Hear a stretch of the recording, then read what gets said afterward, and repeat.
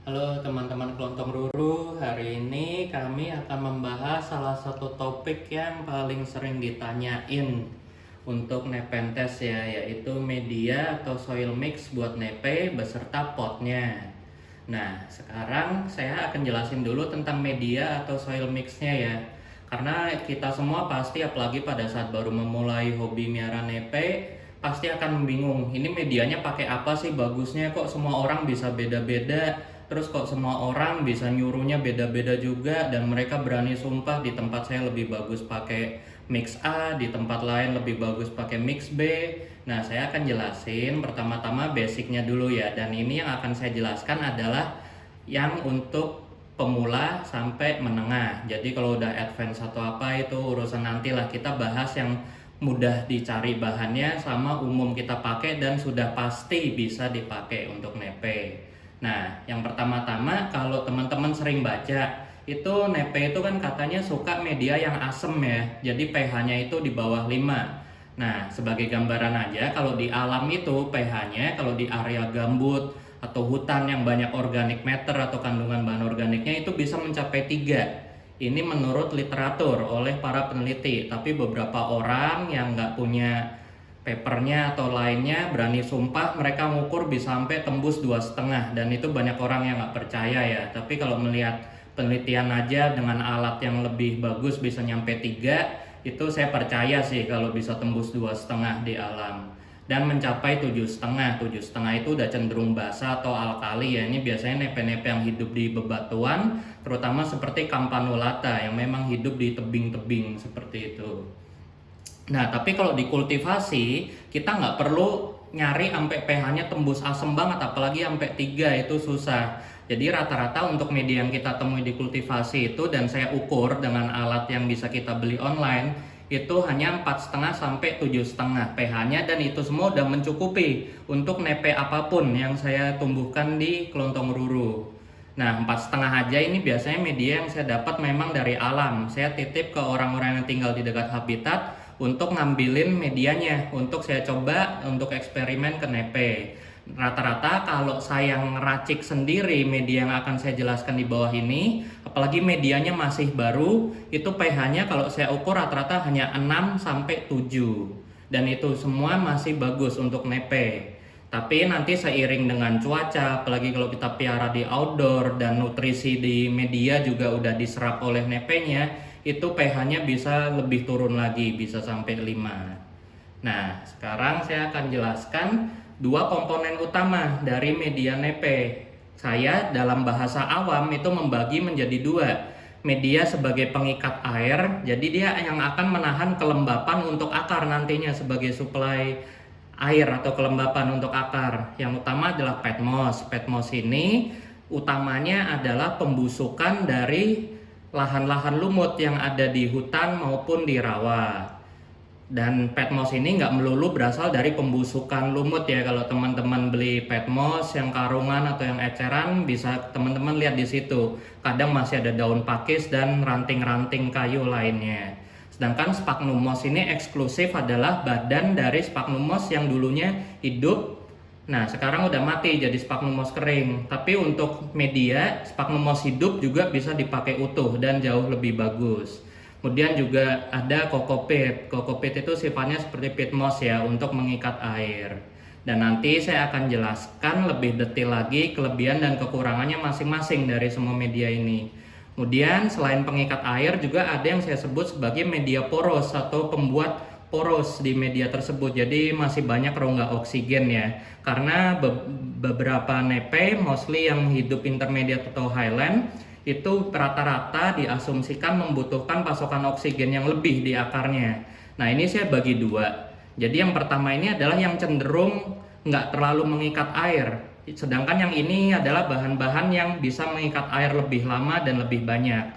Untuk yang cenderung nggak mengikat air itu ada perlite, ada pumice atau batu apung, ada juga sekam mentah, ada juga hidroton, kemudian pakis cacah atau osmunda. Ini sebenarnya yang dipakai adalah akar pakis ya. Nah, sedangkan pakis itu seperti kita tahu yang dipakai untuk osmunda ini itu akarnya sampai 1 badan. Jadi sebenarnya kalau teman-teman lihat pakis osmunda atau pakis pohon ini yang banyak di hutan-hutan, terutama dataran tinggi, itu sebenarnya akarnya dari bawah sampai ke batangnya. Nah, kemudian untuk yang nggak terlalu yang mengikat air, itu ada zeolit. Kemudian juga ada akadama makanuma. Kemudian juga ada sekam bakar, ada vermiculit, ada silikasen. Kemudian juga masih bagian dari koko atau kelapa juga ada koko khas. Koko khas ini itu adalah cacahan kasar atau potongan dari batok kelapanya ya. Kemudian ada juga pine bark, potongan dari kayu pinus. Nah, perannya nanti akan kita bahas lebih detail di video selanjutnya. Sekarang kita akan bahas tentang pot yang gimana sih yang bagus untuk nepe. Nah, sekarang untuk pot dan media yang sesuai untuk nepe, itu untuk pot sebenarnya nggak ada kriteria yang benar-benar perfect ya. Selama 3 ini terpenuhi, itu udah pasti oke untuk nepe. Yang pertama, lubang drainase yang bagus. Nah, lubang drainase itu gimana sih? Itu adalah lubang yang berada di dasar pot. Jadi kalau lubangnya banyak seperti ini, udah pasti drainase air kalau kita siram jatuh ke bawah akan jauh lebih baik. Sedangkan untuk lubang ventilasi itu adalah yang banyak ditemukan di pot anggrek seperti net pot ini, yaitu yang ada di sisi-sisi sampingnya untuk memberi oksigenasi ke akar. Nah, nanti saya akan membahas lebih lanjut, lebih detail lagi tentang gimana sih proses oksigenasi untuk akar nepe itu. Kemudian juga yang penting adalah potnya itu nggak transparan. Saya juga akan jelaskan lebih selanjutnya, tapi kurang lebih nggak transparan ini untuk mencegah alga bisa tumbuh di media kita, karena alga itu membutuhkan cahaya untuk proses dia hidup. Nah, kemudian dari segi kondisi, teman-teman kan juga pasti akan sering nanya kan, itu kira-kira potting mix atau soil mix gimana sih yang bagus untuk nepe saya. Nah, itu semua sebenarnya kondisi teman-teman dilihat dulu. Rata-rata kalau dari pengalaman kelontong ruru dengan kondisi pemeliharaan yang ideal, yaitu suhu, kelembapan, cahaya, sirkulasi udara cukup, dan juga air yang dipakai adalah air murni seperti air pegunungan, air AC, air amidis, atau air RO, media nggak terlalu berpengaruh. Jadi teman-teman bisa cek di sosial media, di grower-grower atau nursery yang piara EP-nya, yang piara nepe-nya bagus-bagus, atau di teman-teman yang di tempatnya highland sesuai dengan nepe, itu rata-rata kalau kalian lihat medianya itu beragam banget dan itu nggak berpengaruh ya, nepe-nya tetap tumbuh bagus. Mau yang pakai sphagnum moss campur perlite, mau yang pakai mix bebatuan, bahkan yang pakai sekam bakar sama kokopit doang juga tetap bagus kalau memang kondisinya ideal untuk nepe tersebut. Nah, sedangkan untuk saran utama biasanya kalau di kondisi pemeliharaan yang sangat lembab seperti di dalam greenhouse yang mistingnya banyak dan rajin nyala, atau kitanya nggak punya greenhouse tapi kita rajin banget tiap hari sering nyiram, itu kelontong ruru saranin medianya harus poros. Jadi dibanyakin media-media porosnya seperti bebatuan atau perlite, atau kalau memakainya sphagnum perlite, perlite-nya dibanyakin 50% ke atas sampai 70%. Nah, kalau kondisinya kering, panas, jadi teman-teman nggak pakai GH, cuman taruh di rak biasa, disiram manual, itu pun juga kadang masih sering lupa nyiram, itu banyakin media yang sifatnya mengikat air seperti kokopet atau sphagnum, atau bisa juga pakai tatakan ya. Nah, kalau pakai tatakan ini itu kan jatuhnya sangat lembab, jadi harus lebih porosin lagi untuk mencegah akar busuk nggak dapat oksigen. Nah, sekarang kita setelah teorinya begini, gambarannya kita lanjut langsung ke videonya, kita ngobrol-ngobrol. Nah, sekarang kita masuk ke bagian yang lebih detail lagi ya. Kita akan bahas masing-masing penggunaan medianya. Seperti yang teman-teman tahu, ini juga udah sangat umum kalau rata-rata pemelihara atau hobi nepe itu menggunakan 2 potting mix yang sangat umum. Yang utama adalah seperti di sini, campuran sphagnum moss dengan perlite atau media bebatuan seperti ini. Nah, ini semua penggunaannya kembali ke cara pemeliharaan kita masing-masing. Seperti udah dijelaskan sebelumnya tadi secara singkat, kalau teman-teman meliharanya di lingkungan yang kelembapannya terjaga dengan misting segala macam, itu akan sangat lebih ideal kalau medianya cukup menggunakan sphagnum moss sama perlite. Tapi kalau teman-teman menggunakan tatakan air atau lebih suka nyiram manual, atau kayak saya juga lupa nyirem, terus suka kekeringan mendadak atau suka malas repot. Apalagi kalau pakai kayak gini, itu medianya cenderung lebih susah di repot ya nantinya. Itu kami saranin pakai media bebatuan seperti ini. Nah, kita akan bahas lebih detail nih di sini sekarang, perannya masing-masing, cara makainya, juga kelebihan sama kekurangannya. Yang pertama dari bahan yang poros banget dulu. Yang paling utama tentu adalah perlite ya. Ini pasti mudah banget didapat dan juga sudah terbukti dipakai oleh semua grower di belahan dunia manapun. Perlite ini masih oke untuk Nepenthes. Sifatnya juga sangat poros, jadi bagus untuk oksigenasi akar. Nah, biasanya kami sarankan kalau untuk perlite itu bisa langsung dipakai. Tapi semua media di sini kami sarankan ini alangkah lebih baiknya ya, sebenarnya nggak perlu dilakukan. Tapi kalau kelontong ruru selalu melakukan langkah ekstra ini. Apapun medianya akan selalu kami bilas terlebih dahulu dengan air mengalir dan airnya juga air bersih seperti air RO atau air hujan. Kalau di perlite fungsinya untuk membersihkan debu-debu silikanya. Kemudian juga kekurangannya adalah debu silika ini sifatnya iritan untuk pernafasan kita. Pasti teman-teman pernah ngalamin deh kalau lagi bongkar atau nge-mix perlite bisa batuk-batuk, kemudian tenggorokan langsung gatal. Itu bahaya ya. Itu dalam jangka panjang bisa mengakibatkan penyakit paru. Kemudian juga untuk sekam. Nah, sekam ini ada dua, sekam bakar sama sekam mentah. Kita bahas sekam mentah dulu. Sekam mentah ini sifatnya poros. Kemudian juga sebagai karena dia sumbernya adalah padi dan padi itu seperti rumput, dia kaya sekali akan kandungan silika.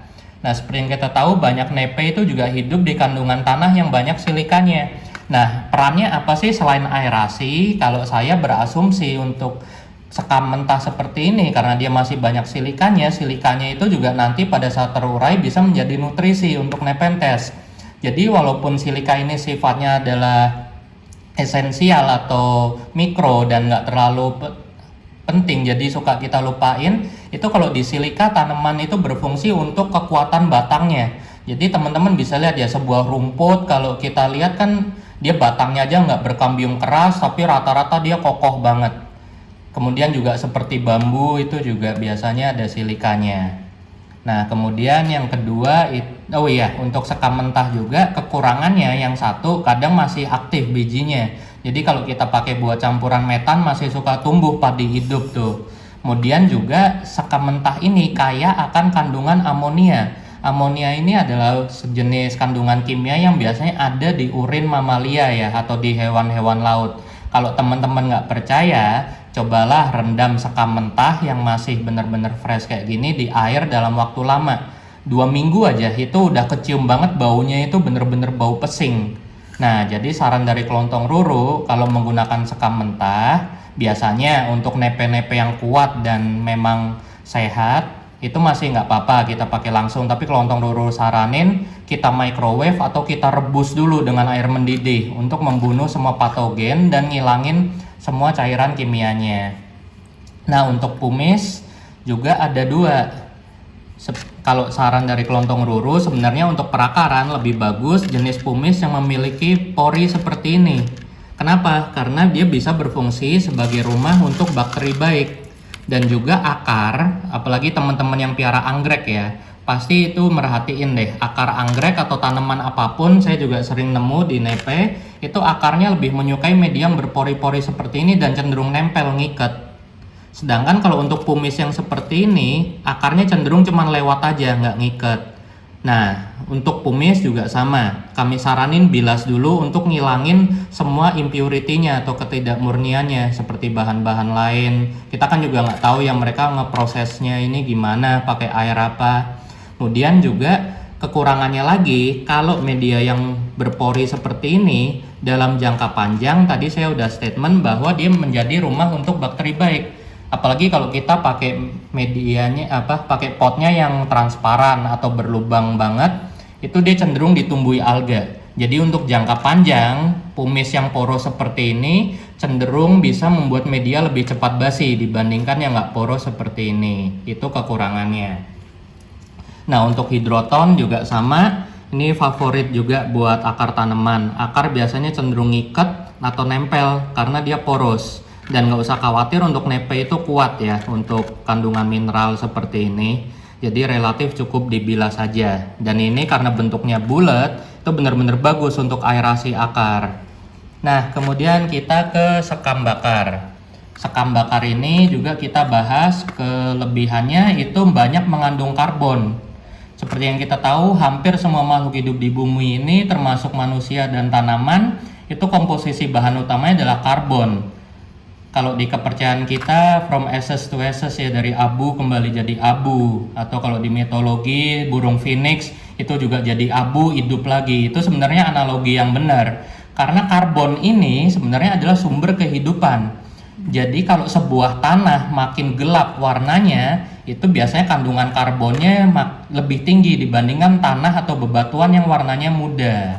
Nah, fungsinya karbon ini apa sih? Dia sebagai sumber metabolisme di tanah. Jadi selain sebagai nutrisi untuk tanaman, dia juga sebagai untuk motor kehidupan bakteri-bakteri atau fungi baik yang ada di tanah. Kemudian juga untuk nepe, si sekam bakar ini sifatnya poros banget ya, dan dia lumayan mengikat air.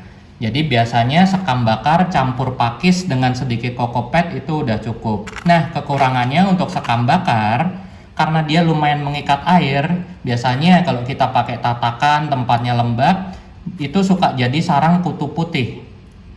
Kemudian juga kalau teman-teman perhatiin deh, untuk sekam bakar ini kalian coba ya, beli yang karungan. Satu, faktor bahayanya, karungnya itu rata-rata banyak yang karung bekas bahan kimia. Kita nggak tahu itu bahan kimia apa. Jadi saya saranin sekali lagi bilas lagi. Kedua, pas kalian bongkar karungnya, kalian sebar semua sekam bakarnya pakai, kalian pasti nemu partikel aneh-aneh. Ada plastik kebakar lah, ada sampah kebakar lah. Makanya bilas. Yang ketiga, kita juga nggak tahu dia bakarnya pakai apa. Pasti nyirem bensin dulu kan, atau dari karungnya itu kecampur sisa bahan kimia lamanya. Kalian rendam sekam bakar ini dengan air. Pasti sering keluar kayak minyak-minyak bensin atau minyak-minyak kimia lainnya. Jadi saya saranin untuk sekam bakar itu perlu sekali untuk dibilas dulu ya.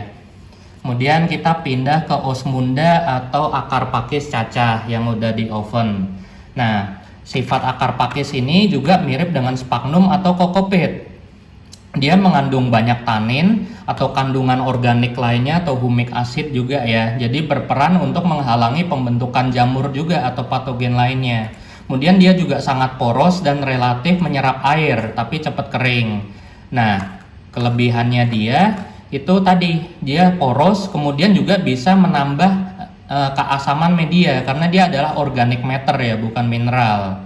Tapi kekurangannya dia adalah kadang tempat dia memanen pakis ini belum tentu serasah, bisa juga tanah merah dan lainnya. Makanya teman-teman coba bilas dulu pakis cacah seperti ini, biasanya airnya akan cenderung berwarna coklat. Itu karena kandungan tanah atau impurity lainnya itu masih tinggi. Jadi bilas dulu.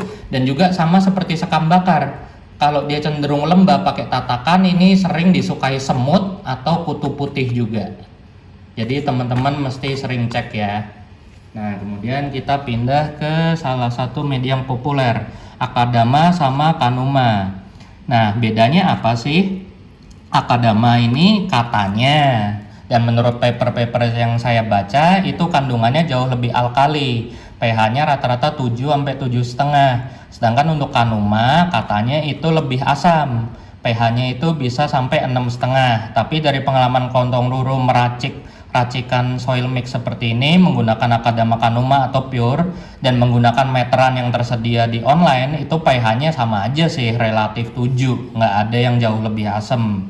Tapi ya kalau melihat warnanya ya saya sih percaya ya, seperti tadi saya bilang, makin subur atau makin banyak kandungan karbon atau organic matter di sebuah media atau batu, warnanya akan jauh lebih gelap biasanya. Nah, kemudian sifatnya Akadama Kanuma ini juga lebih mengikat air. Jadi untuk teman-teman yang suka malas nyiram atau butuh tahu kapan perlu nyiram, kami sarankan menggunakan Akadama atau Kanuma ya, karena pada saat basah atau kering itu warnanya kelihatan banget, bisa jadi indikator untuk kita. Kemudian juga ada media lain yang menarik, yaitu silikasen. Silikasen ini terutama untuk nepe-nepe yang hidup di hutan kerangas. atau habitat kerangas ya. Jadi itu benar-benar open field, bawahnya air tapi atasnya itu rata-rata pasir silika dan hanya ditumbuhi pakis. Nah, kemudian juga yang menarik ya, kalau silika yang kita lihat ini kan kebanyakan silika yang tersedia di toko-toko akuarium. Dari pengalaman Kelontong Ruru, ini tetap bisa dipakai untuk nepe, dan yang suka dan memang terbukti bagus itu nepe-nepe yang habitatnya kerangas seperti Rafflesiana atau Hispida. Nah, menariknya adalah di sini. Ini adalah contoh dari tanah silika yang memang Kelontong Ruru ambil sendiri dari habitat kerangas. Dan yang hidup di media dengan tanah pasir silika seperti ini, contohnya adalah Ampularia, ampulnya Fulsan ya di sana. Kemudian Rafflesiana dan Mirabilis, itu spesies yang dominan dan mereka hanya hidup berdampingan rata-rata dengan pakis atau sejenis rhododendron. Nanti akan kita lihat di video-video nanti rhododendron seperti apa yang hidup dengan mereka. Nah, di sini menariknya nih, kalau kita bandingkan dengan silika yang sering kita lihat di toko akuarium, ini kan warnanya putih banget. Dan ini cocok dengan yang saya bilang tadi, makin banyak kandungan karbon atau humik acid atau organik, itu warnanya akan cenderung menjadi lebih gelap. Kita bandingkan ya di sini. Tuh, beda silikanya. Kenapa? Karena seperti tadi, pakis itu kan cenderung hidupnya sebagai tanaman pionir ya. Jadi dia sebelum banyak ditumbuhi tanaman, dia akan tumbuh dulu dan lama-lama serasah dari pakis itu akan membentuk lapisan humus yang kaya akan karbon dan humik acid. Jadi silika ini bercampur dengan serasa-serasa pakis tadi, jadi sifatnya akan jauh lebih asam dibandingkan dengan silika yang pH-nya cenderung netral. Bisa kita lihat warnanya cenderung lebih kuning, lebih gelap ya dibanding silika. Dan juga masih banyak organic matter lainnya. Jadi kalau di habitat ini kalau diukur pH-nya itu rata-rata di bawah 7 karena dia sudah bercampur dengan banyak organic matter, dan bisa kita lihat walaupun ini basah tapi gembur banget ya. Akar nepe seneng di sini. Dan untuk trivial info aja, pasir itu juga sebenarnya nggak bisa kita anggap sesuatu yang tabu atau haram untuk nepenthes ya. Seperti ada contoh dari cerita teman saya, itu ada orang dia piara nepenthes HL, nepenthes ovata, medianya cuma pakai pasir yang ada di gunung-gunung. Awalnya dia sampai dibully ya, saya juga ngelihatnya kasihan, saya nggak pernah ikut komentar lah sampai ngebully kayak gitu, tapi nyatanya nepenya tetap hidup kok. Dan ini adalah salah satu contoh yang penting itu kondisinya ideal ya, karena orang itu juga miaranya dekat dengan habitat dari nepenthes ovata tersebut. Jadi relatif seperti saya tadi bilang, kalau kondisinya ideal, medianya selama nggak boten-boten, nggak macem-macem, sesuai pakem itu udah pasti hidup kok. Nah, kemudian media lain yang juga sifatnya mengikat air itu adalah vermiculit ya. Aneka ukuran itu ada. Jadi sesuaikan dengan kebutuhan teman-teman. Ini contoh yang kebetulan ada adalah vermiculit yang gede. Nah, sifat vermiculit ini walaupun pada saat kering dia susah nyerap air, tapi pada saat dia udah nyerap air dalam kapasitas besar itu cenderung basah banget. Dan kekurangannya apa? Kekurangannya satu, dia juga berbahaya buat kesehatan kita kalau debunya sampai kehirup. Juga kedua, ini pilihan pribadi teman-teman. Vermiculit ini pada saat basah dan lama-lama pemakaiannya seiring umur ya, itu akan cenderung cepat membusuk dan mengeluarkan lendir. Jadi untuk teman-teman yang piara nepenya pakai tatakan, kami sarankan hindari vermiculit ya. Atau bisa juga kalau memang pakai, kita mesti rajin repotting nepenya. Nah, terakhir yang paling favorit dan nggak mungkin salah deh kalau buat nepenthes apapun jenisnya, itu adalah Sphagnum moss. Sphagnum moss kering ya, atau Sphagnum moss mati. Nah, Sphagnum moss ini kita bahas kelebihannya dulu. Kelebihannya dia yang utama adalah karena dia masih mengandung kandungan hidrogen ion dan juga sedikit tanin pada masa hidupnya. Jadi dia sifatnya relatif mampu mencegah patogen, terutama jamur. Kalian perhatikan deh, kalau teman-teman pakai Sphagnum moss atau kokopet yang kandungan taninnya tinggi, itu rata-rata beralga atau berjamurnya itu jauh lebih lama ya, dibandingkan dengan media-media lain yang nggak mengandung tanin. Kemudian untuk kelebihannya juga, ini saya bahas bedanya dulu ya. Di sini yang sebagai contoh adalah Sphagnum moss yang sudah dicacah. Sedangkan sphagnum moss itu rata-rata umumnya tersedia dalam bentuk LFS atau long fibered sphagnum. Jadi yang masih utuh seperti ini, sphagnum panjang. Nah, teman-teman pasti juga sering bertanya-tanya, sphagnum ini bagusnya gimana sih? Apakah kita cacah seperti ini atau biarkan tetap panjang-panjang seperti ini? Ini tergantung kebutuhan teman-teman. Sifat yang bisa saya berikan sebagai keuntungan, sebagai contoh itu adalah kalau sphagnumnya panjang seperti ini, dia akan cenderung lebih poros. Apalagi kalau teman-teman pakai medianya full sphagnum, itu saya sarankan tidak usah dicacah, jadi tetap panjang seperti ini. Teman-teman bisa coba, hasilnya akan lebih poros jika sphagnumnya tetap utuh seperti ini dibandingkan dengan dicacah seperti ini. Kenapa? Karena kalau dicacah seperti ini, pada saat sudah menyerap air, dia akan cenderung lebih gampang memadat. Apalagi kalau kita nyiramnya dari atas terus ya. Jadi sesuaikan dengan kebutuhan teman-teman. Nah, kemudian kekurangannya apa untuk sphagnum? Untuk sphagnum, apalagi kalau kita miara nepenya pakai tatakan air kemudian di suhu lowland, itu cenderung akan cepat beralga. Kemudian juga untuk di suhu lowland, itu sphagnum moss cenderung lebih cepat busuk, lebih cepat basi. Nah, itu sesuaikan kembali dengan kebutuhan teman-teman masing-masing ya, atau kondisi pemeliharaannya gimana. Tapi kita akan kembali ke saran paling umum. Untuk paling mudah piara nepe, kita tetap ke formula utama, sphagnum campur perlite. Komposisinya biasanya 50-50 cukup. Tapi untuk nepe-nepe yang terkenal EPV atau nggak suka becek, tinggal banyakin perlite-nya 70%, sphagnumnya 30% aja. Ini media yang paling gampang, sphagnum campur perlite. Udah nggak perlu banyak pertanyaan lagi, cukup ikutin itu aja. Nah, tapi kan kita orang Indonesia ya, dijelasin A pasti masih nanya B, masih nanya C. Nih saya bantu lagi, apalagi kalau sampai saya kasih penjelasan ini masih ada nanya yang lain lagi, saya juga udah bingung ya. Ini udah media paling cocok, udah paling gampang lah. Ini adalah kokopit. Kalau kokopit untuk nepe saya lebih suka cari yang cacahannya kasar seperti ini, karena dia akan lebih poros. Dan seperti sphagnum, sifat kokopit ini adalah pengikat air, dan dia juga kaya akan kandungan tanin dan asid lainnya, jadi bisa menghambat patogen-patogen terutama jamur. Kemudian campurlah dengan pakis atau osmunda seperti ini. Campur lagi dengan sekam bakar dan sekam mentahnya sedikit aja. Nah, ini kebetulan sekam mentahnya Kelontong Ruru sebenarnya nggak terlalu suka pakai ya, tapi karena ada di sekam bakarnya belum kebakar ya mau nggak mau kecampur. Campur lagi dengan peat moss. Udah, ini udah media paling mutlak selain sphagnum dan perlite. Campur aja kokopit, peat moss, sekam bakar, dan pakis cacah. Dan karena ini semua sifatnya adalah semuanya organic matter, itu pH-nya rata-rata bagus untuk perakaran nepe. Nah, untuk penjelasan advance selanjutnya, kalau teman-teman perhatiin ya, ini juga salah satu alasan kenapa Kelontong Ruru bikin video ini. Banyak yang nanya, kok di teman-temannya Kelontong Ruru sama Kelontong Ruru itu campuran medianya pakai apa sih?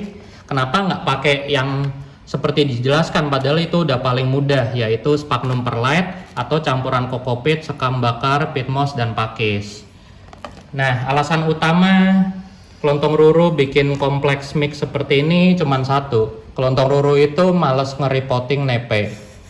Jadi biasanya Kelontong Ruru langsung potnya gede, medianya juga langsung ini, karena nggak cepat busuk dengan media ini. Dan juga Kelontong Ruru terinspirasi oleh quote dari Robert Cantley, yaitu pendiri Borneo Exotic ya. Saya udah mengikuti Nepenthes dari lama dan juga saya belajar. Rata-rata memang saya dapat banyak ilmu itu dari forum luar negeri.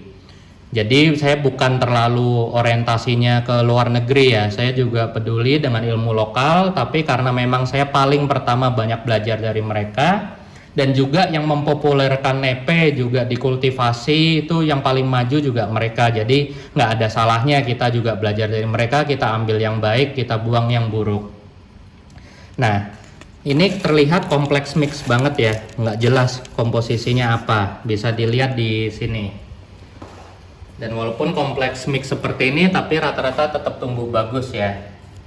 Nah, dari sini kelihatan nih, media yang Kelontong Ruru pakai yang utama ya, itu adalah Pumice. Nih Pumice. Kemudian Kanuma. Kemudian Akadama yang kecil, dan juga salah satu favorit Kelontong Ruru adalah Koko Husk. Kenapa Kelontong Ruru pakai Koko Husk seperti ini? Dan juga ada sebenarnya kalau diuwek-uwek lagi ada akar pakis ya, tuh kelihatan akadamanya, kelihatan akar pakisnya yang hitam, dan juga sedikit sekam bakar untuk fungsi karbon buat mendukung mikroba baiknya. Nah, Kelontong Ruru itu perhatiin, seperti tadi udah dijelasin sekilas ya. Kalau di medianya bebatuan seperti ini, itu akar nepe cenderung cuman lewat aja. Tapi kalau ada organic matter seperti sphagnum atau Koko Husk seperti ini, itu akar nepe akan cenderung jalan. Nah, di sini teman-teman bisa lihat. Sebagai contoh aja. Ini biasanya kalau media yang banyak bebatuannya, akar nepe cuman kayak gini. Dia akan cuman kayak rambut lewat jalan-jalan. Tapi di media yang banyak kandungan organic matter seperti sphagnum atau sisa lumut busuk, peat moss, Koko Husk, akarnya akan cenderung nyebar ya. Kelihatan di situ tuh. Akarnya akan banyak cenderung mirip hifa jamur ya. Jadi benar-benar jalan-jalan dan ngikat sama nempel ke medianya. Tapi relatif sebenarnya nggak ada masalah sih. Ini salah satu buktinya. Ini adalah Ventricosa Sibuyanensis meriliana female dari EP juga. Di sini waktu itu Kelontong Ruru pas bikin medianya lagi bener-bener males banget ngoplosnya. Jadi cuman pakai campuran Akadama, Perlite sama Kanuma. Udah itu tok, sama sekali nggak ada organic matternya. Bisa dilihat. Dan EP-nya relatif tetap tumbuh bagus ya, sampai basalnya juga langsung gede. Kemudian juga tetap mau ngantong. Dan enaknya pakai media bebatuan seperti ini itu adalah kalau keluar basal kita gampang ya mau ngambilnya ya. Contoh ini aja, saya uwek-uwek seperti ini. Tuh. Kita uwek-uwek kayak gini, kita tinggal cari pangkal basalnya, kita cabut. Kalian kebayang kan kalau pakai sphagnum moss itu kita mesti cuci-cuci dulu akarnya. Udah nempel-nempel jalan-jalan di sphagnum moss itu udah pasti ribet dan bikin stres buat nepenya. Nah, kalau nggak percaya dengan omongan saya tadi, kita eksperimen deh. Ini adalah contohnya ya, menggunakan media sphagnum, sifatnya masih kering, dan ini adalah salah satu bekas nepe saya yang udah laku terjual. Medianya sama. Bisa kelihatan ya, di sini masih ada akar pakis, kemudian ada Kanuma, Akadama, Perlite. Nah, kalau buat orang-orang yang suka malas nyiram seperti saya, kenapa saya saranin pakai media seperti ini? Kita langsung lihat. Kalau pakai sphagnum kering, kita mau ngebasahinya lagi setengah mati. Tuh sifatnya rada hidrophobic ya. Kemudian juga yang basah cuman yang kena air, ntar di tengahnya juga nggak rata. Tapi kita bandingkan dengan media bebatuan seperti ini tuh, warnanya langsung berubah. Dan juga basahnya cenderung lebih rata. Jadi untuk orang-orang yang malas nyiram seperti saya, lebih enak pakai media bebatuan seperti ini. Karena pas lihat warnanya masih muda kayak tadi, kita pasti langsung panik nyiram ya. Kemudian juga ini cenderung poros. Jadi kalian teman-teman bandingkan kalau pakai tatakan air, ini contohnya. Sphagnum ini kan sifatnya akan respiratif ke atas ya, dia menyerap air ke atas. Jadi kalau pakai tatakan akan cenderung jauh lebih basah dibandingkan dengan media bebatuan seperti ini kalau pakai tatakan. Jadi kalau pakai tatakan seperti ini, kemudian juga pakainya net pot, dan aerasinya itu lebih bagus kalau pakai media yang poros banget seperti ini. Dan juga sebagai trivial info ya, mau kalian pakai apapun medianya, itu ada salah satu indikator utama. Kalau kalian taruh sphagnum moss hidup seperti ini di atas permukaan medianya dan sphagnum moss tersebut bisa tumbuh bagus, itu biasanya cocok untuk nepe medianya. Bisa kita lihat di sini ya, ini sisa sphagnum hidup yang saya pakai buat topping, kena siram air aja langsung hidup lagi. Dan kelihatan dari medianya dia nggak ada mineral burn sama sekali. Jadi medianya masih oke untuk nepe. Ini juga contoh. Ini Nepenthes veitchii yang lowland, kelihatan ya daunnya lebih panjang. Walaupun ada moss hutan yang hidup di atasnya, tapi medianya aslinya adalah Vulcanuma. Dan nepenya juga kuat tuh, akarnya jalan. Juga sebagai contoh, sebenarnya selama kita bisa kasih kondisi ideal, veitchii kan juga terkenal ya, dia hidupnya epiphyt, nggak ada yang hidup ultramafic di bebatuan. Ini pakai media bebatuan kelontong ruru, itu juga relatif tumbuh. Ini veitchii bareo yang gold, daunnya cenderung mirip truncata dan juga nanti pitchernya akan jauh lebih squat. Nah, sebagai contoh juga sebenarnya juga nggak ada salah, nggak ada benar, asal sesuai pakem yang udah saya bilang tadi ya. Ini adalah Nepenthes emae, medianya full sphagnum tanpa perlite. Nggak kelihatan ya perlite-nya karena memang ini full sphagnum dan nggak kami cacah, kami langsung pakai sphagnum utuh dan media moss hidup. Bisa kita lihat ini adalah 3 daun lamanya dan ini adalah daun barunya. Relatif nggak terlihat ada stres ya. Jadi karena kelontong ruru sekarang juga udah pakai AC, lightingnya pakai LED, media sebenarnya nggak terlalu pengaruh, asal sesuai pakem. Bisa kita lihat di yang lain juga ya pertumbuhannya. Nah, kemudian kita juga akan bahas kembali tadi kenapa sih kelontong ruru sebut pot.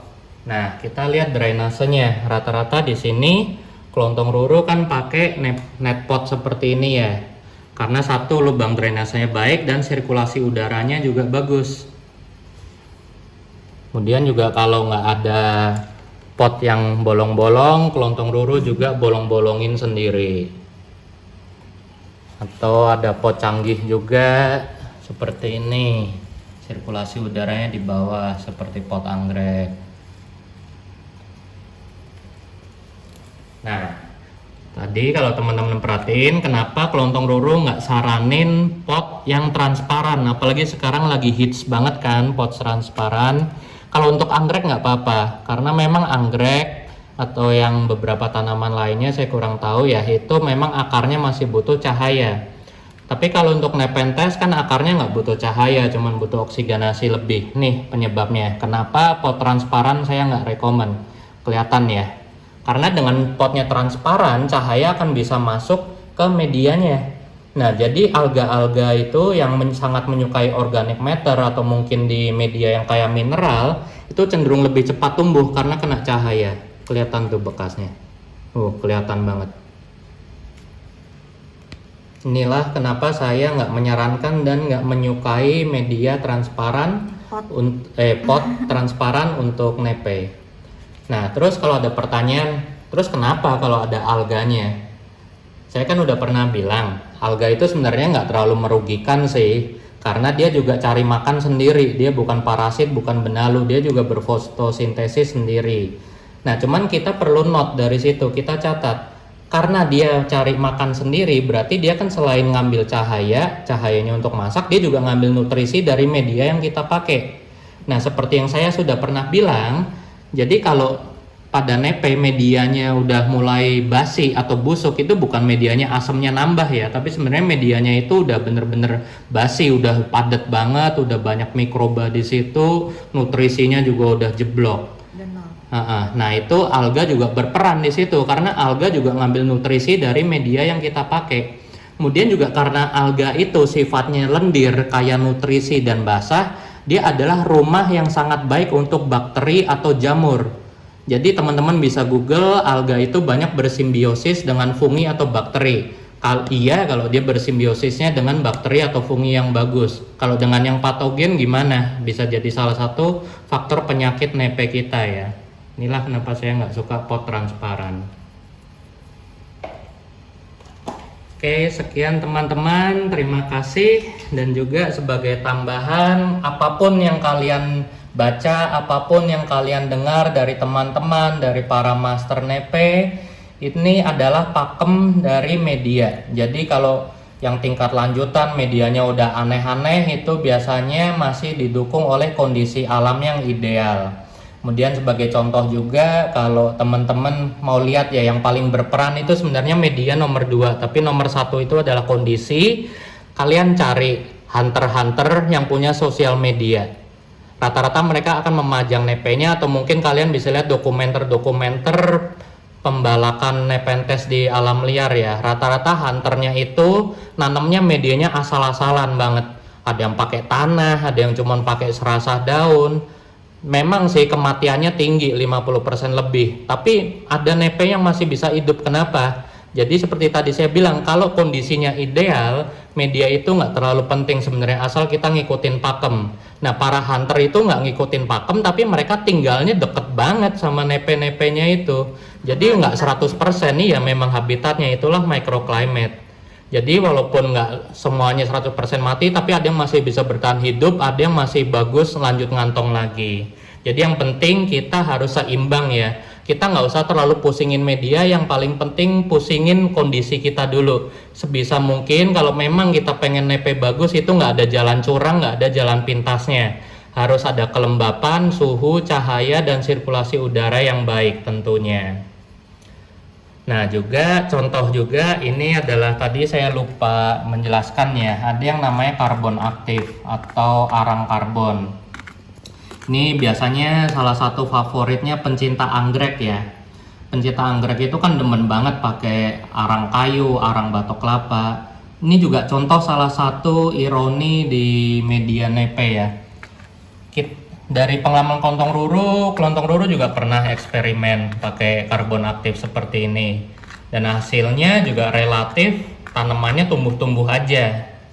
Tapi ada salah satu grower di luar negeri, mungkin teman-teman bisa cek, dia juga sangat berpengalaman dan sangat senior, sering jadi juri juga, namanya Barry Rice. Dia akan bersumpah mati kalau yang namanya karbon aktif ini nggak bagus untuk nepe. Jadi dia udah eksperimen, dia pakai karbon aktif, dibantu istrinya dan dikontrol selama 2 tahun. Hasilnya nepenya cenderung stagnan dan akarnya nggak jalan menjauhi karbon aktif tersebut. Tapi anehnya di pengalaman Klontong Ruru dan pengalaman teman-teman Klontong Ruru, semuanya banyak yang pakai karbon aktif, mau yang dari arang batok kelapa, arang kayu, hasilnya relatif sama-sama aja, nggak ada yang nepenya stagnan. Ya memang sih dari pengalaman Klontong Ruru akarnya nggak mengikat karbon aktif ini, tapi nepenya nggak sampai stagnan. Jadi itu contoh aja teman-teman, nggak usah terlalu pusingin. Kita kasih tahu yang simple, cukup menggunakan campuran seperti ini: kokopet, sekam, petmos, dan pakis. Kita mix rata, atau sphagnum moss full atau sphagnum moss perlite. Udah, nggak usah boten-boten lainnya. Kecuali memang sudah ahli atau kurang kerjaan ya, kayak Klontong Ruru suka iseng-iseng hasil cetekan-cetekan ditanemin di media yang aneh-aneh. Oke teman-teman, semoga membantu konten hari ini. Semoga bermanfaat juga dan tetap semangat dalam memelihara nepe. Thank you.